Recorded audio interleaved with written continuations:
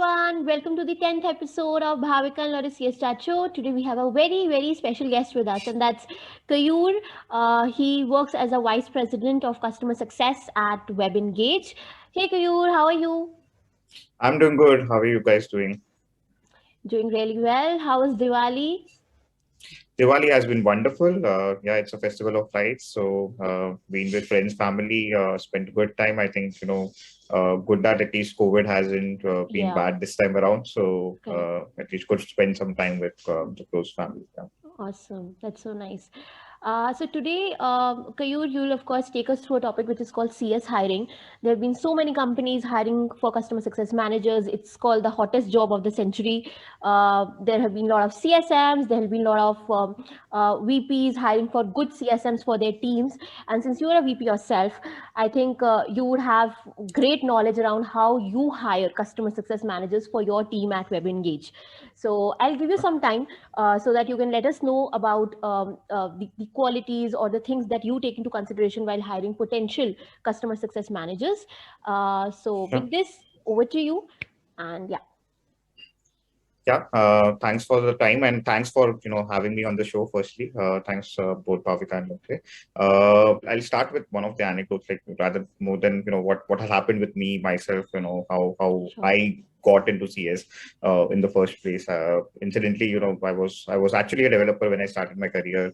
Worked with a telecommunications firm, and then slowly moved into something kind of called as a business analyst kind of a role. Mhm. Probably that's my first touch point as being a customer facing role myself. And I think back then CS was pretty early, at least in India. It's not been True. that old as a function, I would Right. say. And then happened to move to my hometown, which is Mumbai. Again, I was in a different city in India, and then happened to join a startup at that point in time. And that's where I got the first flavors of actually being in a CS. Or but yeah, again, back then it was still not called CS. Hmm. It Right. was called as a solutions consultant. Some kind of a role that I've gotten into. And then when I joined WebEngage around 6.5 years back, and that was just before that. The term, someone coined that term, that it's very upcoming, Yeah. customer success, so and so. Little did I know that 3 months down the line, when I joined WebEngage, I would be someone who would be tasked to actually build this function. So I was introduced to CS just 3 months ago, Hmm. and here I am actually building a team, which was even back then not called customer success. They just said, it's Right. called, this is a tiger team. Hmm. That's the words that one of the VP of sales back then, who had hired me, told me, let's call your team tiger team. I don't know what to call your team, but they are supposed to do everything once Right. a customer comes in. And why don't you do the naming? Why don't you go ahead and Right. hire folks in that team? So it's interesting, the shift that I've seen over this 6.5, 7 years, trying to build a team. I've grown the team from a couple of individuals Mm. that when I joined, I had they were already part of this function, and then to more than 50 people right now, across different functions within customer success, not just Mhm. CSMs, I would say. Right. But that's phenomenal for me to go through this whole shift in terms of being able to grow the teams as well.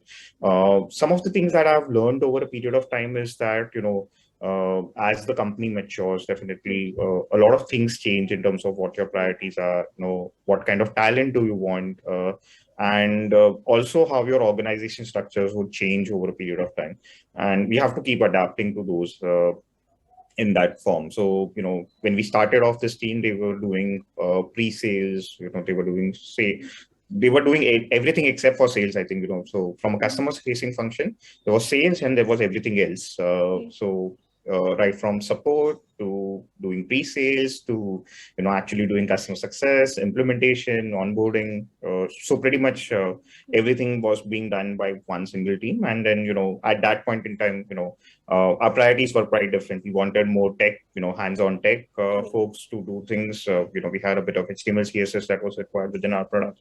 Right. So we preferred getting fresh graduates out of college, possibly some years into the industry, but being able to do tech. And right now, zoom in 6 7 years that I've been with the organization, I've seen, very different shift. Like we have gotten very different functions for tech related roles now. So we do still hire those people, but those are in a support function, in an implementation function, or even within onboarding functions. But CS has purely be more of a functional role. So we have moved from having those tech capabilities carved out as separate functions, and with the CSM teams, being more largely focused on product relationship, being able to do upsell, cross sell, those kind of items. So that's the span of time that I'm talking. And from that one team doing everything, we have like that whole thing has been spread into at least 5 to 6 different smaller functions now, and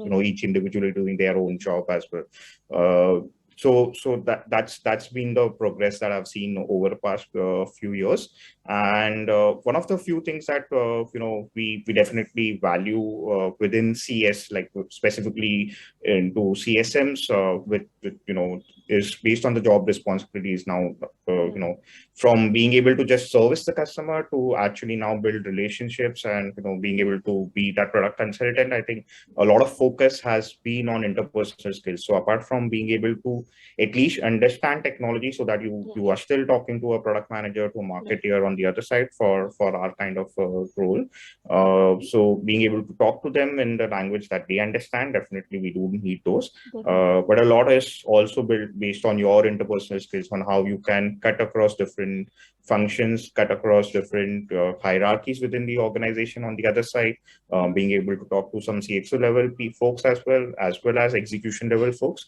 And how do you change your tonality? How do you change your narrative? What do you say to those folks is something that has been very crucial for us as an organization. And that's what we focus on as a part of our hiring process as well. Outside of those, definitely we want someone to, go ahead and feel related to the product in the first place. We want them to actually, see the product firsthand. So across any of the functions, some of our exercises, like we always go and give an exercise to an individual whom we hire first. And one of those exercises would inherently be around the product. They would have to get inside the product, probably do a few, key things that they would be seeing day in, day out in their job role. And, that gives a very good flavor to an individual to go ahead and actually try out the product. And once they've seen that particular product, if they actually love the product, that those are the candidates that actually I would want to take it forward, rather than someone whom we just interview. So we typically break our rounds into short exercise. It's typically offline. We give them those exercises over an email, ask them to do certain actions on the platform itself. Once they are through that, and we'll have someone from the CSM team typically giving a go ahead with the first round. Definitely there would be HR who will be speaking before the exercise has been given, just to do some of the basic filtering. And then in the CS round, with the team, it's also broken down into certain exercises that are being done during the interview. We try and understand their background, whether there's a culture fit, some of those items definitely that we take care of, and what they want to do, whether it's aligned with us, our vision, everything else. And then possibly we, if the candidates look good, it's around with me. But I try and understand largely, where they fit into the entire ecosystem within the company, whether their goals are aligned to the company goals as well. Whether we can give them a career path that they choose on, because a lot of CS folks also have, eventual goals, probably to move into product teams. For some of them, it might be that they want to get into a leadership role. Someone might want to even go into a revenue role later on, and so on. So, we depending on the kind of experience that people bring onto the table, they will have different goals in their lives, and that's what we typically tend to evaluate, from a candidate during this time frame.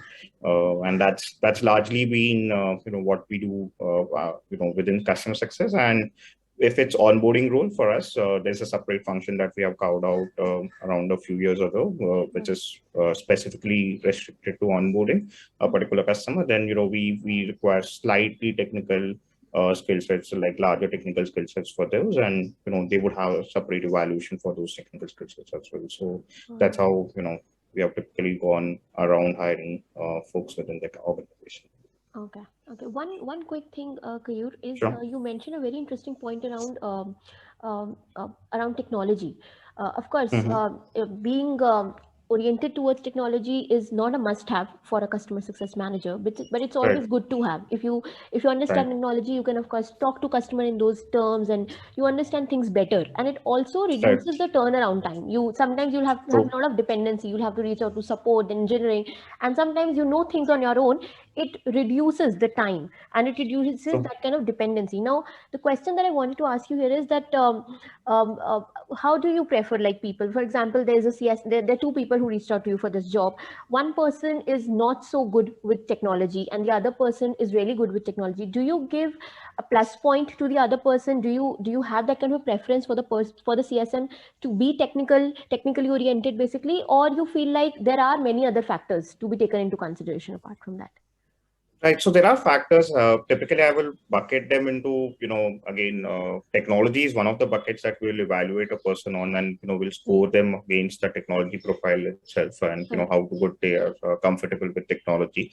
Right. In certain cases, we'll also, look at whether they are enthusiastic to learn. There might be Yeah. people who have never been able to get a chance to get into more Right. technology stuff. But, if they are, they are wanting to learn, I think, there would be Good. five, six, Right. 10 things that we would want them to learn, and I think that should be enough for the most part of their That's right. career with Web Engage, for example. Uh, Outside of that, we would have people. We'll also look at their interpersonal skills, since upsell cross sell does Right. become a crucial part for us Right. in this role. So we'll also look at what kind of profiles they have looked at, what kind of geographies they have targeted, what kind of Got companies, it. whether it's small, medium, or enterprise businesses, what kind of MRR values they have managed. I think Got it. so. That's also something that we would want to Got factor in. Whether they, for example, India is still a large market for us, and we have certain other markets outside India. So we'll want to prefer folks who would have done this. I can't get someone who has dealt with US customers and ask him to start suddenly tackling Indian customers. So it's very Yeah. different. And Yeah. so we do factor in those elements as well. That's the interpersonal skills, and definitely how good are they with the domain. So another Hmm. large part for us is being able to, since we are into a marketing automation Market. martech Right. domain, so we would want them to also try and understand the martech domain, and where they are over there. Right. So because they have to act as consultants out there, and they have to teach and actually spread Hmm. an awareness about marketing technologies. Right. So it's very important as that part as well.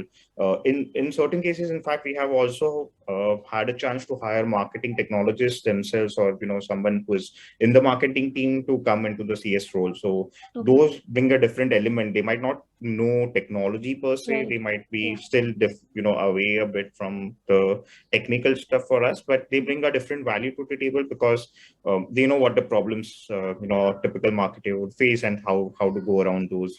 What are the benchmarks typically, those which otherwise within my CS team, it would be difficult to inculcate as well. So we do value those people coming in as well. So it's definitely, as you mentioned, technology, if you know those, your tats are much smaller, you are able to even converse with support folks very Yeah. easily, even with Yes. technology folks very easily. So Yeah. that does form a crucial component, but that's not the only Not the only component one. Right. that would stop me from hiring a person. That wouldn't be something. I Okay. will also see the other factors before Nice. I take a decision whether to go ahead or not go ahead with a particular candidate. Awesome, awesome. Thank you for sharing this, Kayur, because around this question there is so much of confusion. There's so many people who reach out to me, and some people are worried. They're not technology oriented. They do not like technology. Should I go ahead for this interview? Would they really accept me? And you, of course, getting out this point of view. I think people are going to love that. Thank you so much for sharing Sure. this.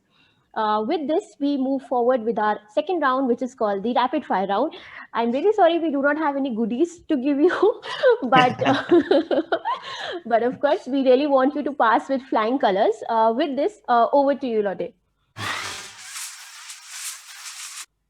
Yes, the first question, where is the best place to find good CSMs? Yeah, I think we have a very good, fantastic communities created within. There's a Slack channel I think that's being run for international community. I've seen some good WhatsApp and Telegram groups being run for customer success, and in general, those are one of the best sources that I've seen. More than that, I think I definitely depend on internal referrals. That has gone a very long way for me. Most of my hires have been internal referrals, so at least someone coming in through some of a Yeah. referral. They might not know them, but personally, but they have at least referred them, and that's one of the priority buckets that we always pick within the organization as well. Because I would always know the people that I have hired. They know what they are doing out here, and anything that comes through their way, they would know that this is the right fit for us as a culture fit, I would say, rather more than anything else, what we have been doing. So those have been the best source for us in terms of hiring. Okay, that's really good advice. Yeah, the second question, how much importance do you give to certifications when you are hiring? Honestly, no. Like I haven't gone through a formal certification myself. And as I said, Yeah. 3 months before I was tasked to actually create this team as well. I didn't knew what customer success is. So something that I've learned on the way, and I do believe that rather than more classroom coaching, I'm sure that it would have its merit. Yeah. But I wouldn't restrict myself, or put more weightage to certification. I would rather look at some of those factors like whether they have handled the kind of customers that we have, whether they have good domain experience, rather than going on the certification knowledge. I'm sure it will bring a lot of value to the table as well, but Yeah. something that I wouldn't put too much weightage on while hiring CSMs actually. Okay. Got it. Okay. Next question. What are the most important skills a CSM must have? Right. I think when we talk about these same blends of Yeah. technology, product, and domain expertise, I Right. spoke about those three, and those are the typical Pillars. criteria that I always evaluate on. Yeah. I understand that technology can be taught, product can be taught. Yeah. What you can't, domain definitely, once you spend some Can. time over Yeah. there, but on an overarching level, something that you cannot teach, or it's very hard to change, is the personality of a particular person Exactly. and the Yeah. interpersonal Yeah. skills that they get into Yeah. picture, right? So I can't have someone who is like a very introvert person to suddenly start being Yeah. extrovert and Yeah. start talking to customers very differently, right? True. So those are some of the parameters that I cannot teach, Definitely. and that's where like if someone is not comfortable doing sales, or at least being revenue driven, Mm-hmm. I can't change them suddenly and say that you have a number on your head and you need to Right. chase that. So depending on that, I'll slot them into a different role rather than actually get them into CS and then tell them now you are chasing a particular number, for example. Right. So those are the things that we do have to take care while hiring. Yeah. I definitely agree with you there, because you can teach everything, but you cannot change the personality of a human being. Because Right. if you are, and you know what, Kayur, when you are on these customer success calls, whether you are on check-in calls, whether you're there with product folks talking, the intention should be to make the other person on the call comfortable, and that should be your Right. customer. Now, if I'm not comfortable on my own, how would I be able to make the other person comfortable? So that can only happen if I'm comfortable in my role. I have that kind of an empathy with the other person. I can connect with them on a personal level, because Right. a lot of things happen around business, product, money, but at the end of the day, we all are human beings. If we can connect with them So and be very open with things, be very honest with things, that's how I think that builds long term relationships with the customer. that's completely true. And empathy, as you mentioned, Yeah. I've seen, I spoke, like I had a chance to hire people who have been on the customer side themselves, or probably, one Right. of our product users as well. Right. But what we couldn't teach some of these individuals was, being able to be in a customer facing role, Yeah. uh, because places where shit happens and, product would fail, things wouldn't work. And then, you have at least 10, 15, 20 customers coming back to you and saying that this doesn't work. And it's very difficult to maintain your calmness, coolness in those situations. So definitely, I would still, when it comes to preference, I would still prefer someone who has been in customer facing roles for all of these values that they bring to the table. And add some of these flavors of individuals coming in from an operator side, coming in from a user standpoint, to come as a consultant to this team rather than actually facing customers themselves. They would actually be behind the scenes and driving some of these, guiding some of these folks and mentoring some of these folks to become better CSMs in the domain and add that domain expertise into the team. Right, got it. Okay, going ahead with the last question. What kind of resume do you expect at the time of hiring? There would be, of course, multiple resumes that you must be getting with different templates, different colors, designs. Any preferences that you have as a hiring manager? Or I know, like, there could be something like you can also say something like that yes, I prefer people with talent, and that's fine. But when you look at a piece of paper, maybe something you are expecting out of a resume that a candidate should put, or maybe a specific kind of a template, or what are your thoughts there? Yeah, I think, template, I'm pretty cool in terms of what template an individual uses. It's up to them, how do you want to present themselves. I think it's a part of their personality that also reflects on the resume. But I do prefer at least a 1-pager or a 2-pager resume, not beyond the 2-pager resume. Definitely, it's too long, for someone to just go through. And, with the number of resumes pouring in, even for an HR or even a hiring manager, it's too difficult to get through the whole thing. I've had, some of the people actually sending out a video, a short video associated with the resume. I love that, those kind of introductions as well. I've seen those to be effective. At least I've sent a candidate to my HR saying that, why don't you interview this particular person? Because he has taken that extra effort to actually record a video as well and then send it across. So I definitely look at, the cover letters, what they have written, what they write to me on LinkedIn, what they have gone through, extra mile, rather than just saying that I'm looking out for a change and, is there an opening in your organization outside of the resume. But yeah, I think 2-pager resume works wonderfully well for most people, even with large experiences. I think you need to be concise to that extent that you can present yourself within that 2 pages. Got it. Awesome. Okay. With this, you passed with flying colors out of this rapid fire. And we go ahead with the dilemma situation round. Over to you, Latte.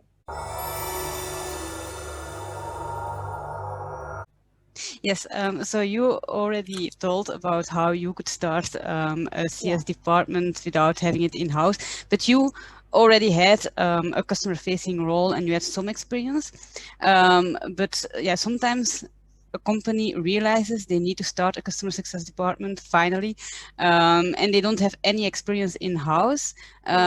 What would you tell them how they could best proceed?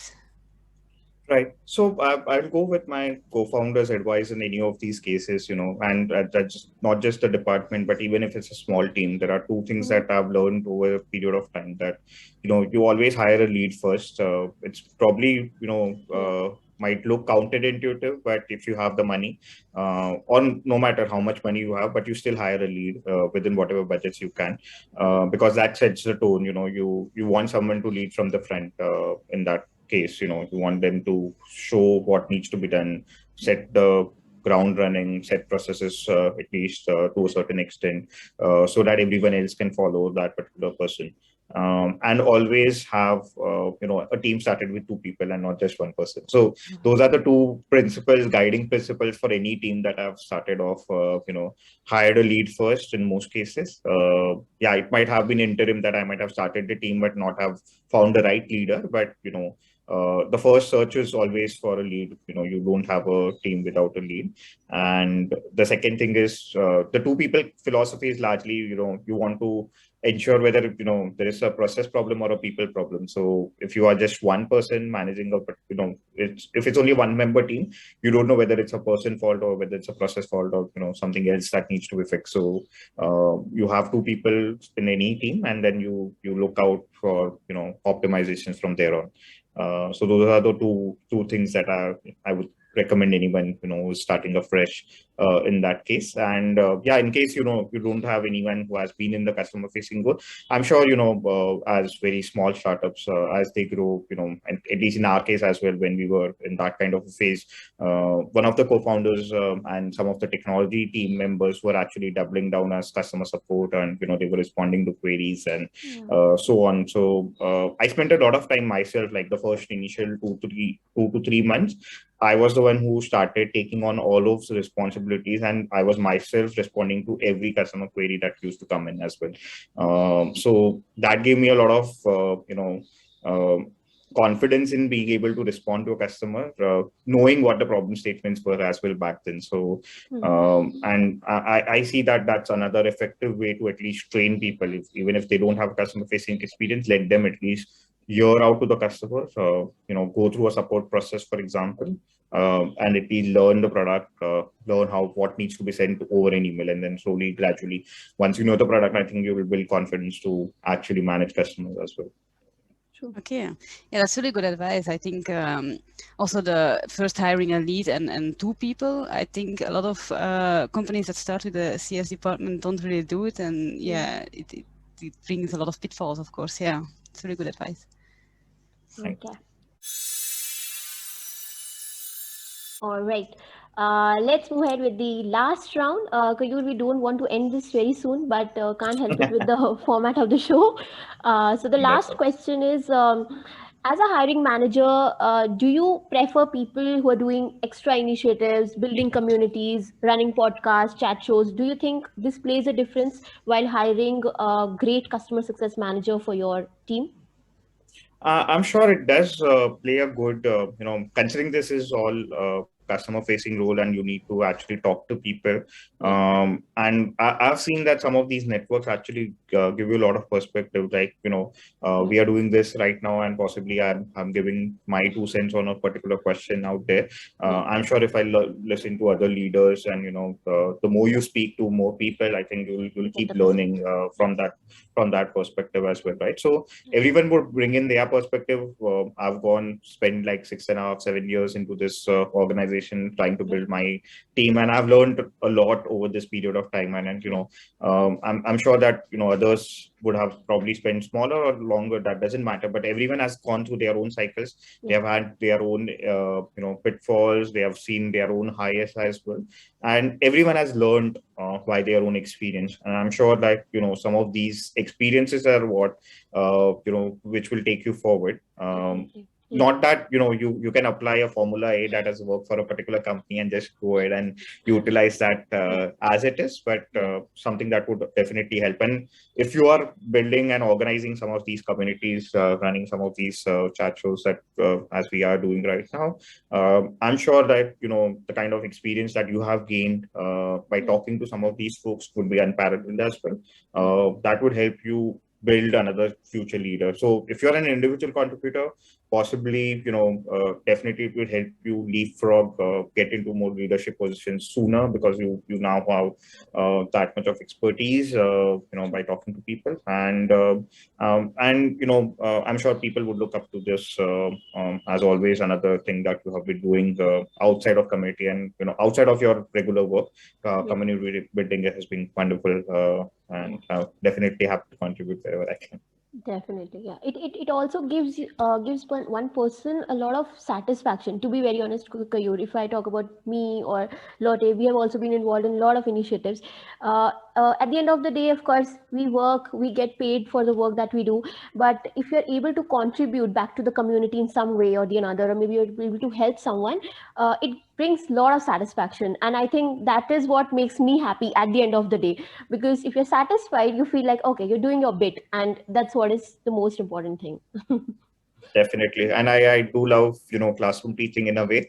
In fact, to that extent that the moment I got a chance during this COVID times to just bond with the team, it's always good to connect with Yeah, definitely. individuals in that format. But yeah, this is virtual. But definitely love to share my experiences so Yeah, that whatever I've gone through, as problems, whatever we have seen as tentative problems in any customer journey, whatever we can fast track anyone's yeah, career in that definitely. respect, that's It's always always something good. that would be helpful. Yeah. Yeah.